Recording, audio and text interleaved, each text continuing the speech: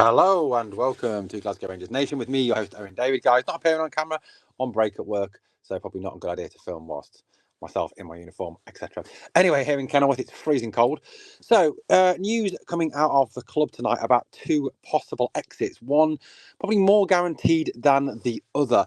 The first one concerns misfit Sam Lammers. Sam Lammers, who is widely regarded by the vast majority of Rangers fans as probably one of the worst signings of all time. Lammers has really struggled to adapt to life in Scotland, and other than that worldie of a goal he scored against Dundee, has really struggled to adapt to the Scottish game. Traits of his game, obviously, giving the ball away, been out-muscled, trying to beat players 3 and 4 times when he needs to beat them once. And add to that, of course, the fact that he's missed some really easy chances, like that one against Aberdeen that would have given us the victory at Pittodrie. So it looks like Lammers may well be on his way out within the next 48 hours. That is what has been reported by multiple media sources in Scotland. Now, where is he going and what's the deal? So apparently he will be going to Utrecht in his homeland of Holland on loan for the rest of the season. Looks like a loan to buy. I think this is the only way we are going to get rid of Lammers.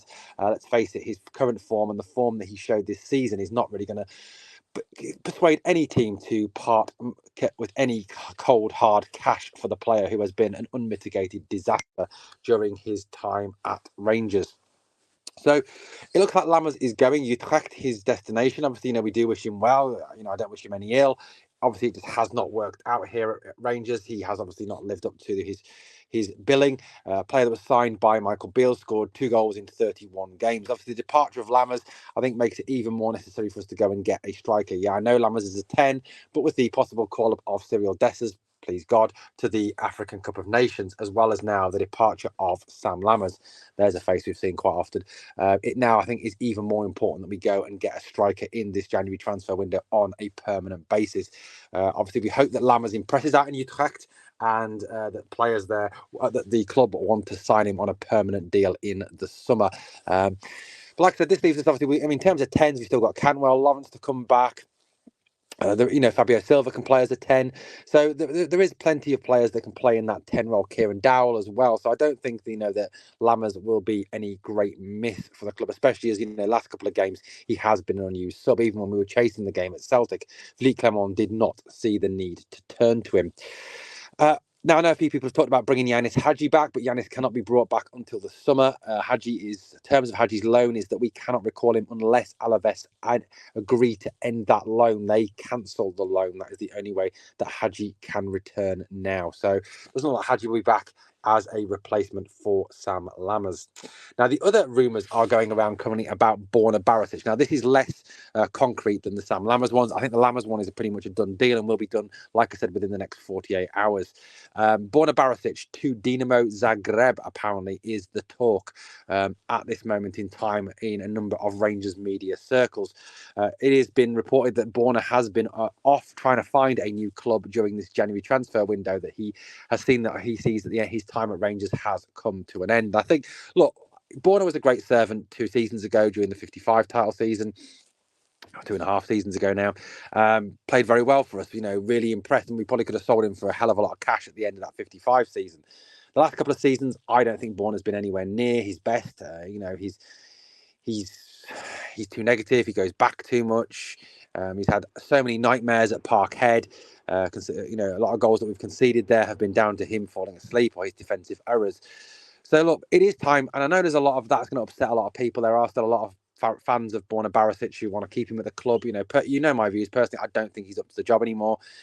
At the end of the day, guys, you've got to face reality. He's not getting any younger. He is getting older, and the older you get, the slower you'll slow down more. He hasn't got the pace to exactly lose. He is a bit predictable. He's lost that ability. Yeah, he did it in the cup final, but he's lost the ability to consistently go past his man. He just chucks crosses in from deep, which often easily read by the defence. So there is a chance that he could be off to Dynamo Zagreb in this window. There is also a chance that could be left till the summer.